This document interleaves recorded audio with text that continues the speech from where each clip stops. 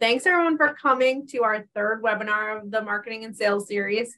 Today I'm joined by Hank Hoffmeier. Hank is a speaker, podcast host, author, and senior manager of client solutions at iContact. He may look familiar to some of you. He did participate in our in-person summit in 2018, and he stayed a close friend to Arts Insider. So how are you today, Hank? I'm very excited to hear more about the topic of reusing content, repurposing. I know as a marketer, content is everything. So I'm excited to hear. Yeah, I'm doing great. I'm just glad to be here and share the knowledge I have. And as always, the conundrum when you're in marketing and you're presenters, where do I spend the most time? The beginner aspects, the advanced aspects. And I found out you have to cover both, because usually audiences have people that are just in a new role or just getting started in marketing, or you have the folks who've been doing it for 20 or 30 years. Hopefully today I'll provide some great information. More importantly, the discussion at the end is probably going to be the most valuable. Any questions you have an opportunity to pick my brain, so don't waste that opportunity. Yeah, please put your questions in the Q&A or the chat. Either are up and running. And as a reminder, I will be sharing this recording after we wrap today. So if you want to share it with colleagues, peers, you'll be able to do so. All right, we ready to go? Yes, so I will turn it over to you. All right. Well, I'm glad I had everybody warm up the chat. You know where that is now. We're going to get started. And first thing I want to talk about is recycling. Have you ever picked up a piece of plastic or a bottle, maybe a pizza box, and figure out, what do I need to do with this? Do I recycle it? Or maybe do I turn it into something and use it and give it more purpose in life? Have you ever had that conundrum? Well, I did a couple months ago.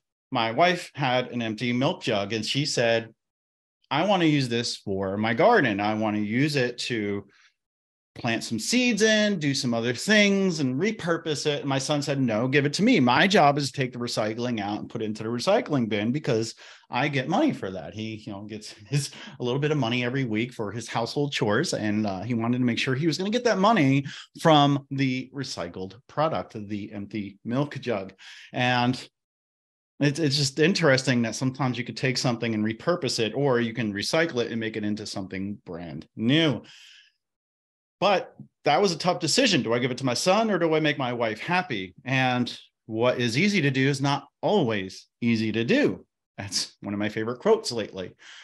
My name is Hank Hoffmeier. I'm the digital marketing infotainer. I like to make marketing fun and successful. I'll let you be the judge of that today. I'm the senior manager of marketing and operations for iContact. We're an email marketing platform based out of Raleigh, North Carolina. We're part of the Ziff Davis company, which also has other companies like Moz. If you do SEO, you may know about them, and Kickbox, which is list verification. If you ever have a need, hopefully you'll check those out. I'm on all the social media channels. I'm talking about social media today. I should be on a majority of them. My username is Hank Hoffmeier. I like to say I have good SEO because if you search my name, I take up about the first 2 pages of Google search engines. They really like my name just because it's unique.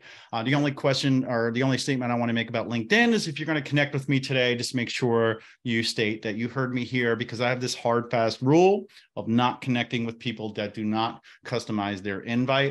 Even if you don't, you will get a reply asking why you reached out to connect with me, and I offer to have a call with you.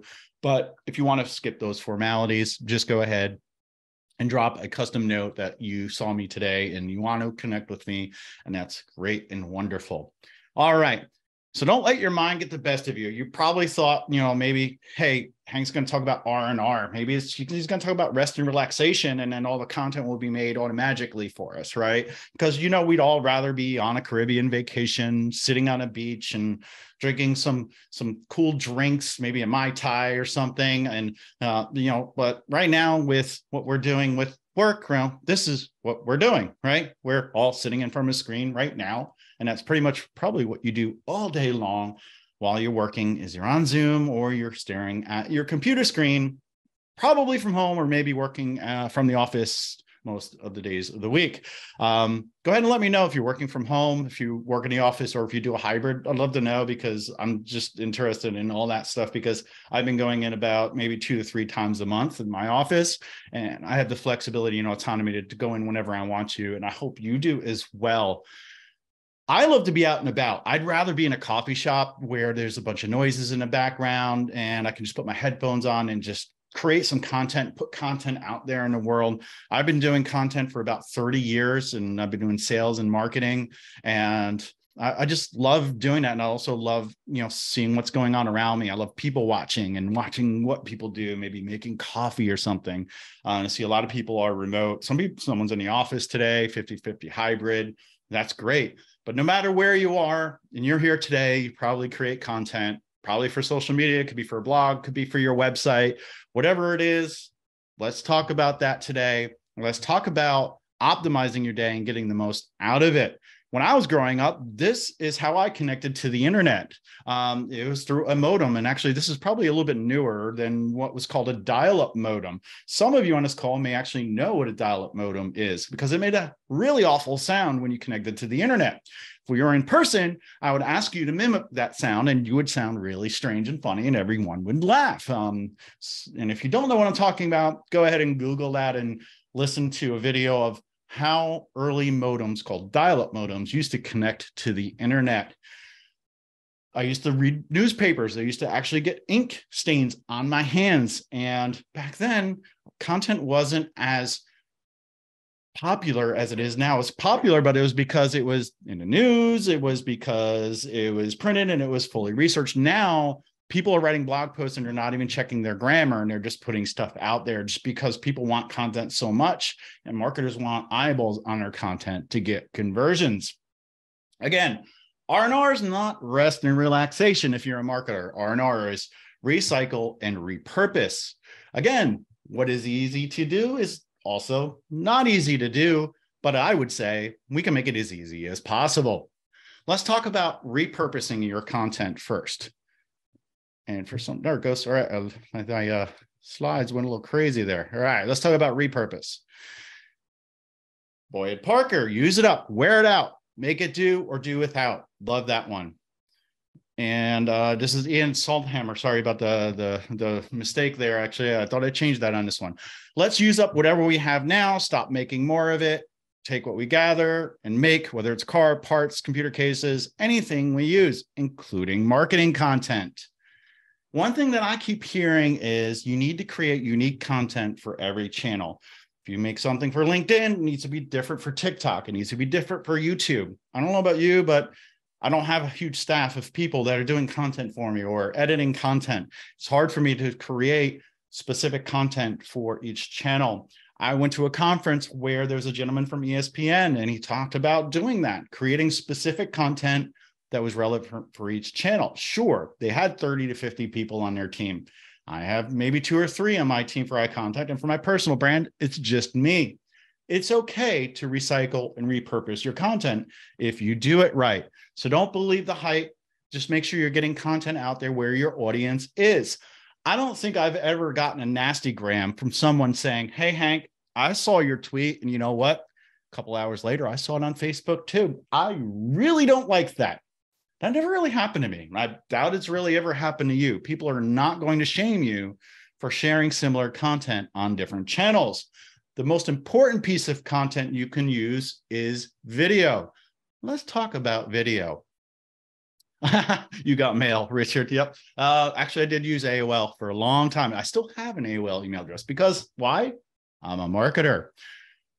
Why is it important to use video? Because 80% of marketing right now is video. And more importantly, people tend to retain 95% of what they watch in a video or listen to in a video than what they read, say, in a blog post or via text. It's only a 10% retention rate. If you're using video and you're using it consistently, pat yourself on the back. If not, hopefully I've encouraged you to develop more and get more content out there into the world. And if you're using video, make sure you're using subtitles. Samantha and I were just talking before this about making sure that you have subtitles in your videos, because a lot of us, including me, don't actually have my volume up sometimes when I'm looking at my phone. I might be in a meeting with my boss and I'll be watching some TikToks and reading something. Just kidding. A lot of times there might be something going on and I'm not able to listen, or maybe I'm watching a movie, but I'm still looking at social media. Second screening, that is called. You need to have subtitles. Here are some of my favorite tools for creating subtitles. Camtasia and Final Cut Pro, Adobe Premiere, iMovie's one. LumaFusion is a great app for iOS. It's for the iPhone or the iPad. It's almost as good as your professional video editing tools. Clipscribe is really cool because they allow you to upload a video, reformat it, put it into different formats, put the captions on there, cut out certain sections of your video to go ahead and share that on, whatever channels you want, cut out dead air, all those good things. Captions app, it's called Captions. It's an awesome device for the iPhone, might be on Android too, but it adds captions to your videos, different styles. And it also does content creation via AI. It can give you some scripts, and it also does teleprompting. It's a few dollars for the year. It's really cheap. CapCut, probably heard a lot of TikTokers using CapCut, but it's a really powerful, easy to use video editing software for your phone. It also does captions. It can also do overlays where you can add images over your video or other videos next to your video, stitch them, all those cool things. So those are some of my favorite tools for subtitles and a little bit of video editing there. All right. We're developing content. Let's say we created a video and it's really awesome. We want to get it out into the world, and we spend, a whole 5 minutes editing it, and it's just the best thing ever. We could take the transcript of that video, and we could turn that into a blog post. Massage it a little bit, turn it into a blog post, and then push that out onto social media. Now, here's an idea. Maybe what you could do is take that content that you have from your video and post it to Facebook with a link and some text. You could do an Instagram story, an Instagram post.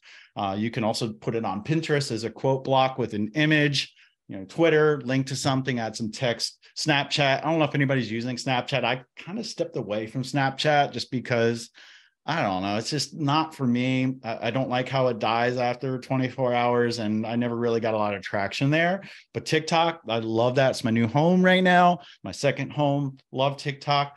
But you can take a video, chop it up, use the full thing, reformat it, take different bits of content out of it, text out of it, and share it on multiple platforms.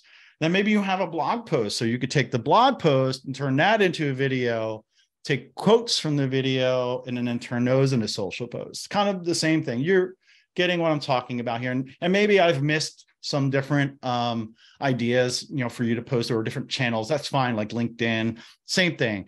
Plug and paste in whatever social media channel you're using. You could take content, create something once, and use it numerous times on different platforms, which is really cool. I don't know if you've ever used a cool tool called Lumen 5, but it allows you to take content and make a video out of it without actually recording video. And here's a sample. Hopefully you can hear what's going on here. It's just music playing, but this is something I typed in, picked a couple of videos that they had available, put it up there. I know it's cheesy, but it's just to show you the power of this.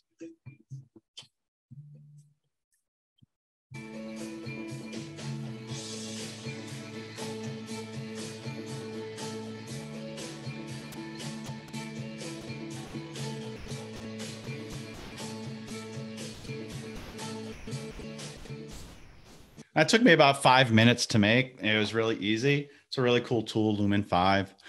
A lot of people tell you quality over quantity. Put out less content, have a lot more quality. Put one blog post out per month, one post per week on social media. Just make sure it's the best quality and overproduce it. For me, it's quantity over quality, because the more you do something, the better you get at it. The more content you create, you put out there, maybe it'll look weird at first, but you'll get better at it. You'll refine it. You'll get to know your audience better and what they engage with, and you'll provide better quality and, more importantly, better value to your audience. With me, I like to put out information from my book, The ABCs of the Customer Journey, A Beginner's Guide to Automation, Branding, and Customer Service. I used to put a lot of content when it first came out around my book. I just kept putting that information out there so that people that did not want to buy my book still got a lot of the tips and value from the book, because I put quantity out there rather than the quality of somebody going to buy the book and reading the whole book. I still wanted people to consume the content that's there.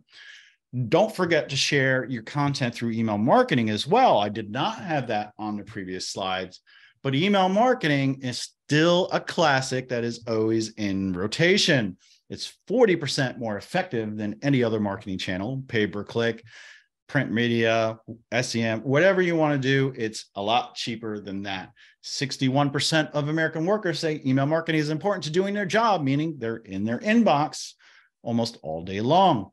83% of B2B marketers use email marketing. Right there, that tells you if you're in B2B, email marketing is important. All right, chat time.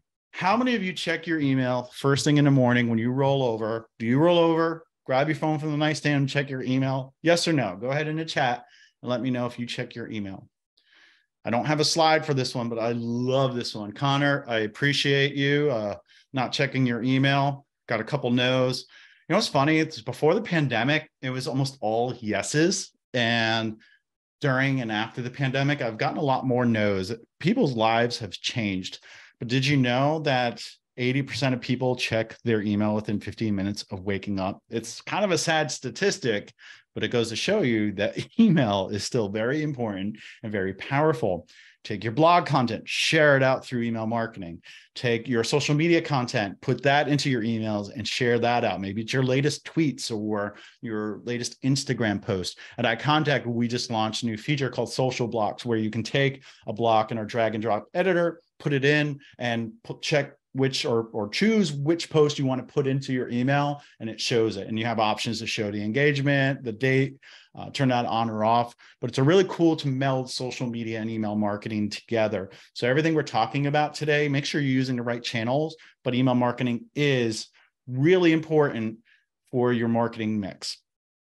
Jennifer says it's harder and harder to get emails through to hospitals. See, that's correct. And if you want to ask that question and talk about that at the end of today's session, it used to be government and education were really hard to get into, but there's a lot of other industries where email deliverability is a concern. You know, remember to use hashtags or refresh your hashtags if you're repurposing your content. Use emojis. It's really good to use emojis in your social media content as well as in your emails, subject lines, and your body copy. And again, just a reminder, you know, you have long form content such as a blog, cut it up and use that over and over. There are so many great places to share your content. Don't let it live in a silo. People want to see content. They want really good content. They want to feel good about themselves. If it's edutainment, they want to be entertained. They want to be informed, or they want to know what value they're getting. You know, it's not a sin to repurpose your content, and you can put it on all the different channels, because some of your different audience members will be on different channels. And like I said, nobody's going to bash you for sharing content on your different marketing channels. Get out there. Create some engagement. You'll also build a historical value of content that you can actually turn around and recycle, which leads me to recycling your content. How many of you actually have bought a vinyl record in the last year?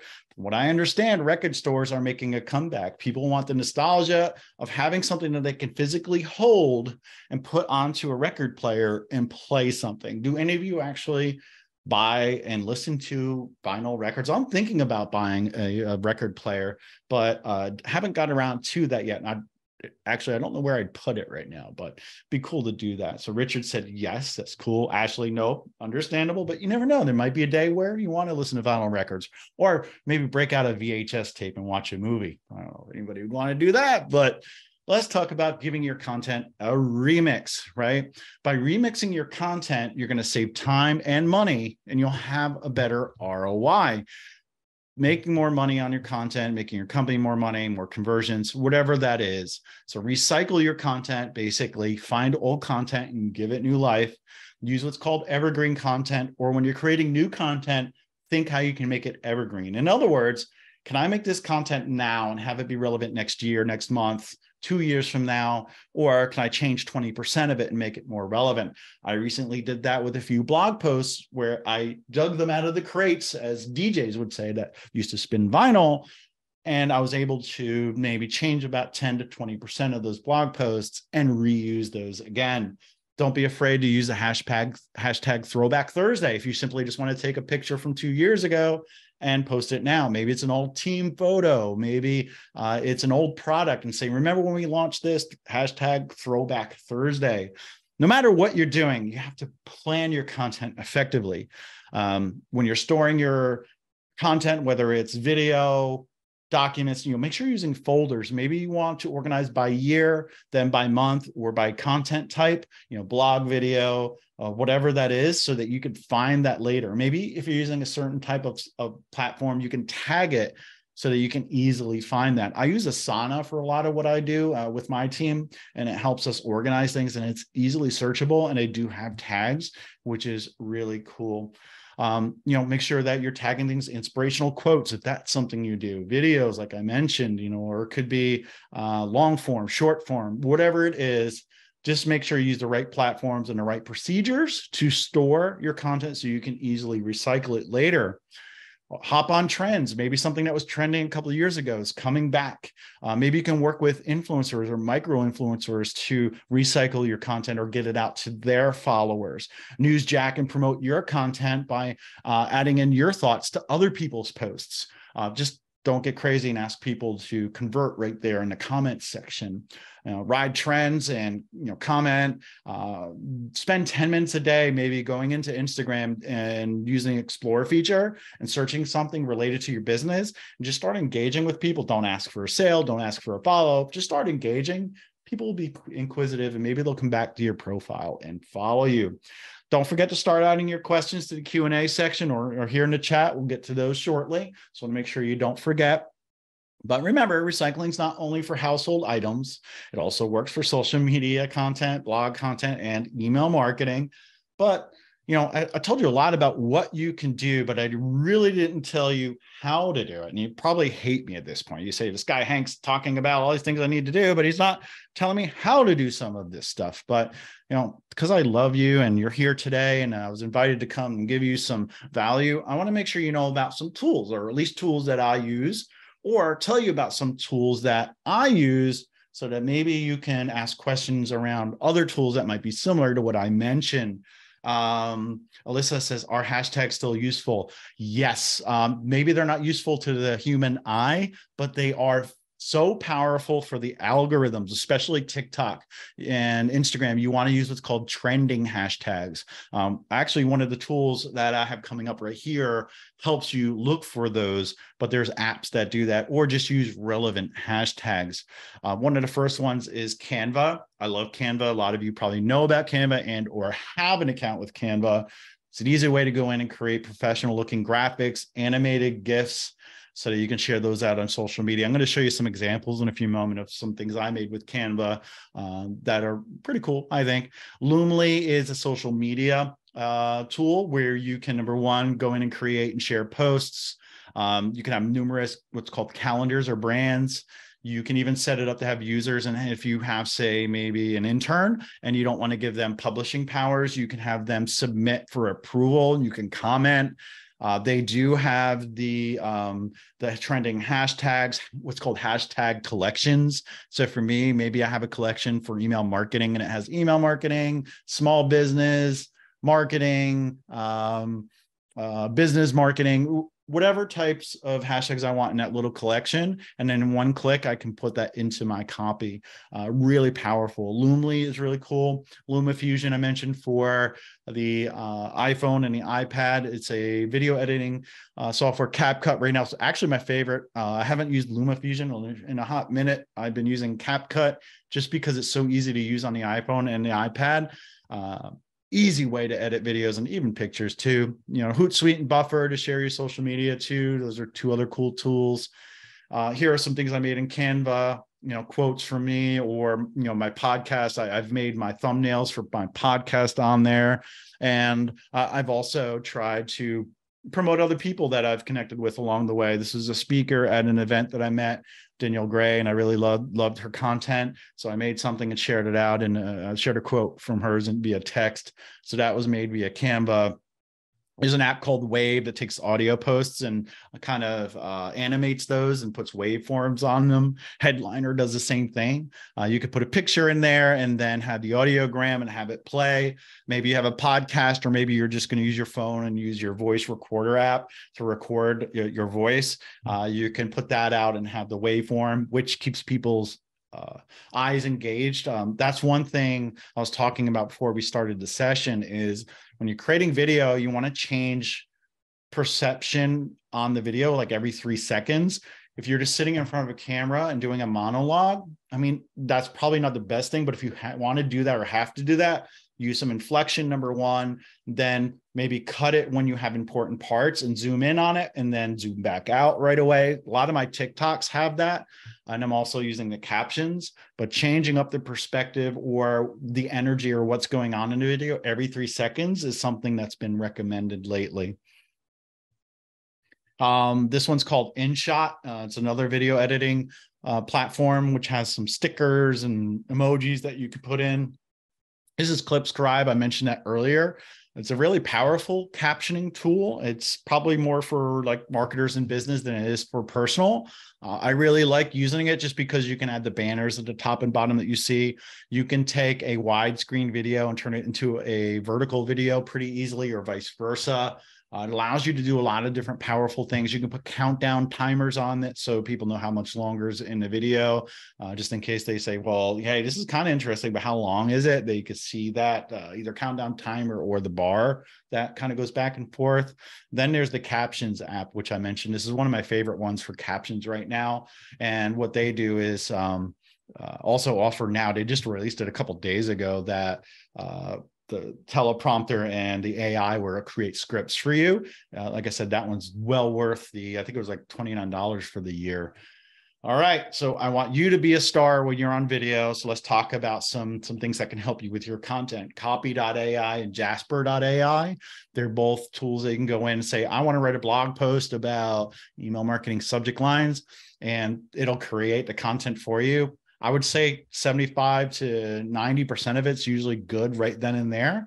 You might have to go in and change a little bit of tone, a little bit of copy, but you're good to go. Captions app, I think I covered that one. Big View is just simply a teleprompter app. Teleprompter app is another one. And then we should all be using QR codes because the pandemic made it really cool to not touch anything and scan for a menu when you're hungry and you want to eat. But it also works for marketers because it allows you to have someone take their phone, scan the QR code, go to your website, or maybe network with you, whatever that is. You'll see an example of one at the end of today's session, but QR code monkey is a really cool one. They actually allow you to put your logo into the QR code, and they have a great free offering, but that's a great way for you to look great on TV. It's important to dial up your content. It's important to dial up content, but don't use dial-up internet because it's horrible and it sounded horrible. It's just not something I'd recommend if you ever had to go back to it. I don't even know if you can get dial-up internet anymore, but more content means more eyeballs on your website. Repurposing and recycling your content will help you reap the benefits and time savings and give you a better social media presence, or maybe more engagement with your email. I want you to grow your business and your profits, but I also encourage you to get some real R&R when you can. Go on vacation. I'm going to be taking one in March. I'm going to be going on a cruise, and I'm really looking forward to that because I do need some time off, and I'm not going to buy the internet package. I'm going to truly unplug. But I want you to leave here and remember that I gave you the confidence and the knowledge on how to effectively recycle and repurpose your content. I purposely made this presentation a little bit short so we can have more time for Q&A. But before we go, I want to make sure that you have this ultimate subject line guide. It's a document that has 501 examples of subject lines that either worked or didn't work. There's good examples and there's bad examples in there. It's broken down by industry. It's broken down by type of email. It's really cool. A lot of editors picks in there. And this is all data from iContact. If you take your phone and just scan that, you'll be able to get that subject line guide, and hopefully that will be helpful. Hopefully you're using email marketing. If not, maybe the guide will push you to do that. And I know you're all dying to know what happened to that milk carton when it was proposed to me to do 2 different things and I had to choose. Well, that milk carton, along with others, became little pods for some tomato plants. And it's been a while. We actually had some of those tomatoes that started there and then went to the garden. Chickens ate some of those, but we enjoyed some tomatoes because we actually repurposed those jugs rather than recycling. And with that, I'd love to turn it over to Q&A and see what questions we have. Could be about email marketing, could be about social media, could be about plants. Maybe I don't know a lot about plants, but we could talk about plants if you want. And before we do that, I'll just bring this back up so that we can look at that again in case you need that.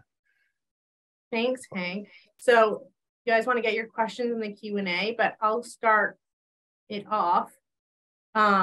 Is there a negative to reusing the same content on multiple channels? Not really, because they're siloed. With your website with SEO, if you use duplicate content, you get dinged for SEO. But on social media, the only negative is somebody under their breath is going to be like, oh, I saw this on their LinkedIn page as well as their Facebook page, but they're not going to unsubscribe or unfollow you because of that. Well, maybe 0.01% of your followers may think about unsubscribing or, unfollowing you, but I do not see any negatives. But a lot of people are saying LinkedIn's turning into a Facebook, where maybe people are starting to post a lot of personal stuff on LinkedIn.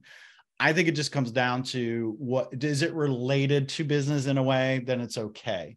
But if you're just going to take a picture of, whatever you're eating for dinner and post it on there, say, and, hashtag yum, I'd say, don't do that, right? You just want to be careful around your audience and what they are going to consume on your different channels.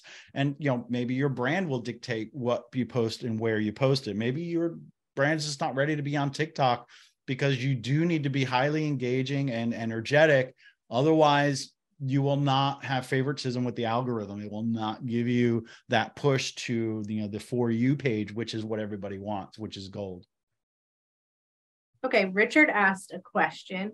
I'm a small employment agency that hire pharmacists and pharmacy techs. I don't have a large staff. This seems a little overwhelming and time consuming. Where can I start that would involve little time and investment? What media outlets pay me best for employment agency?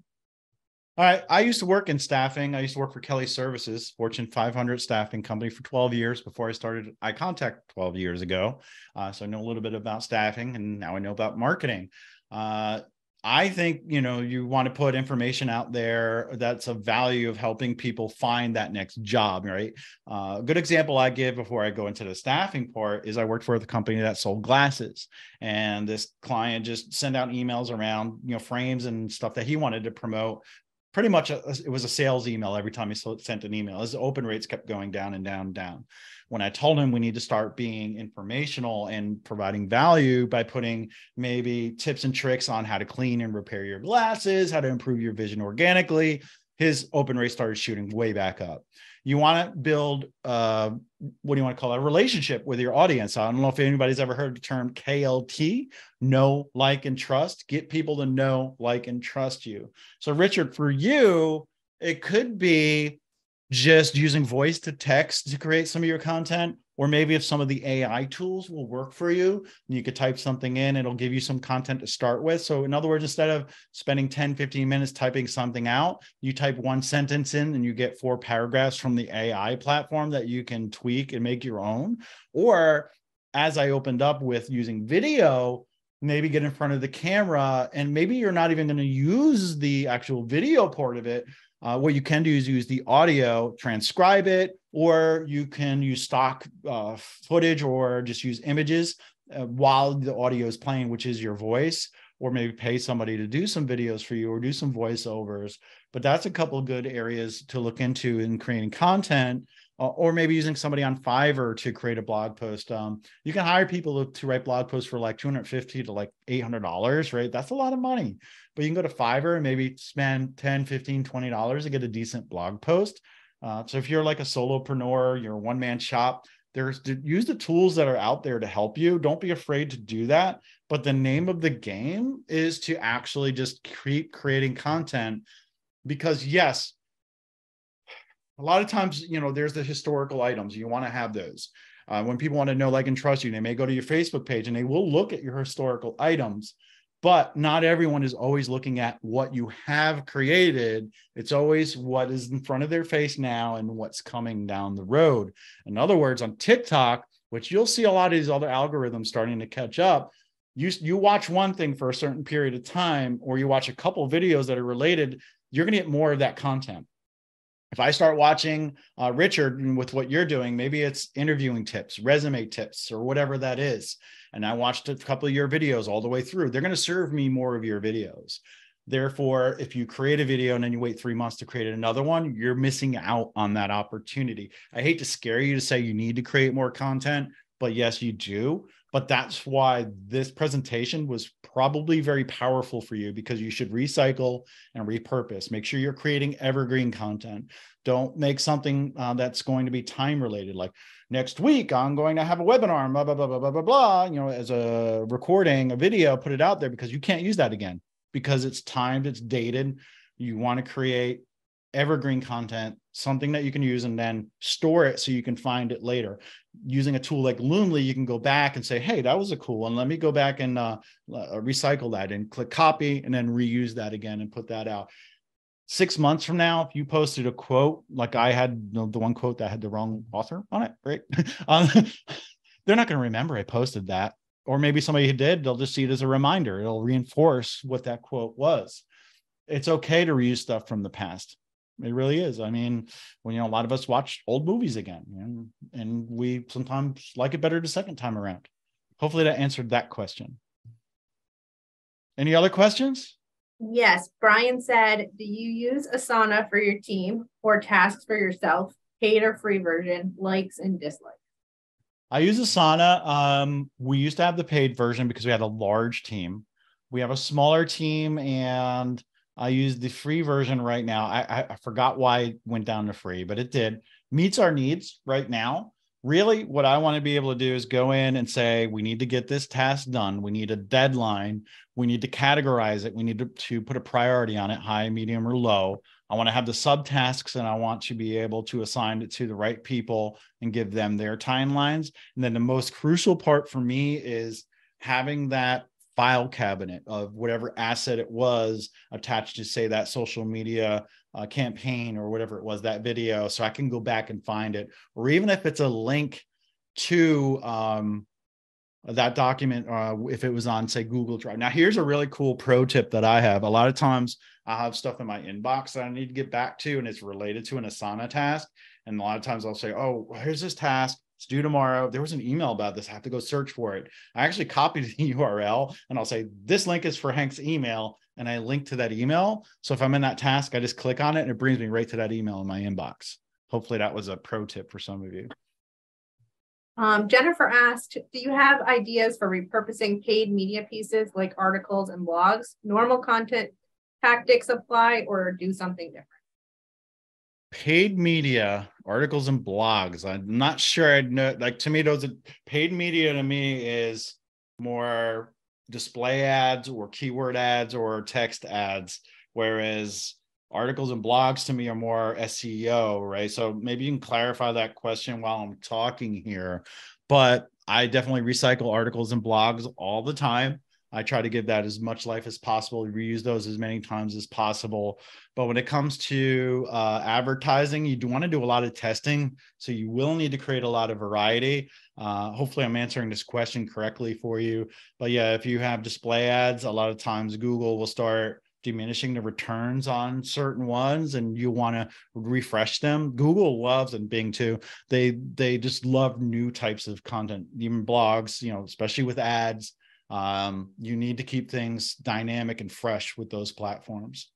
So within ARGS Insider, we have publications, and we publish case studies and profiles that are adjacent to an ad. So actually one question I have is, a lot of our clients and advertisers are in multiple issues.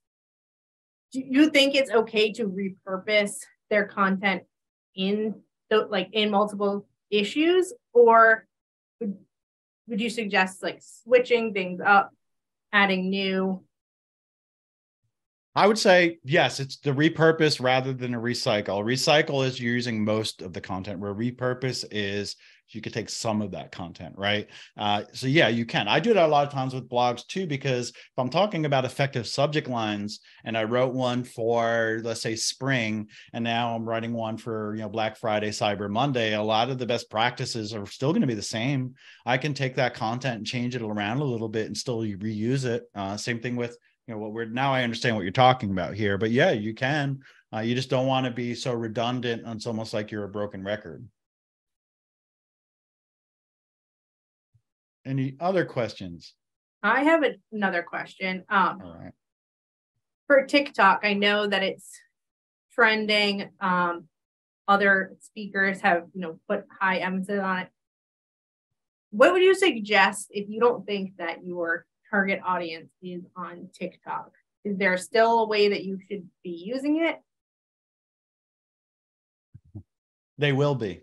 That would be my answer. At some point they will, and you'll have an archive of posts that people can go through. And that happens a lot, especially if you have really good content. People will go back to your profile and look at the historical items, or the fact that TikTok is becoming a very popular search engine. If you use the right hashtags, going back to somebody asking about that before, and the right description, because they've increased it now to I think it's 300 characters or something like that. It allows you to have SEO rich content, and it can be found later on. It's important. Now I hear a lot of younger people when they go, so like when I'm going to DC this weekend, they won't go to Google, or they won't go to TripAdvisor, they won't go to what's the other one, Yelp. They'll go to TikTok and say where to eat in DC, and that's where they get their information. I heard this really good historical content, in other words, historians are creating content. So if you search around what was the main reason World War II started, it'll be somebody talking about historical facts, and it's becoming a search engine, folks. And if you get in now, you will have a better foothold possibly than your competitors, because if they feel like their target market's not there and they're not there, but you get on there, you'll be ahead of the game. I heard a speaker at Inbound HubSpot's conference say, I don't Google, I TikTok. And that's I'm going to print that on my shirt. I like that. There's got to be, we got to turn that into a verb, right? Well, hopefully this was helpful. Yeah, thank you. I think it was. If anyone has any last minute questions, we'll answer it. Otherwise, thank you so much. And can you just remind people where they can find you? Right. Hank Hoffmeier on almost all the social media channels. Email address is hank@icontact.com. Easy to find. And again, if you're going to connect with me on LinkedIn, just let me know that you met me here, quote unquote, and I'll accept that. Definitely always interested in talking about digital marketing, maybe staffing too. So hopefully I'll hear from some of you. Great. Thanks again, Hank. Thank you everyone for joining us, and have a great week.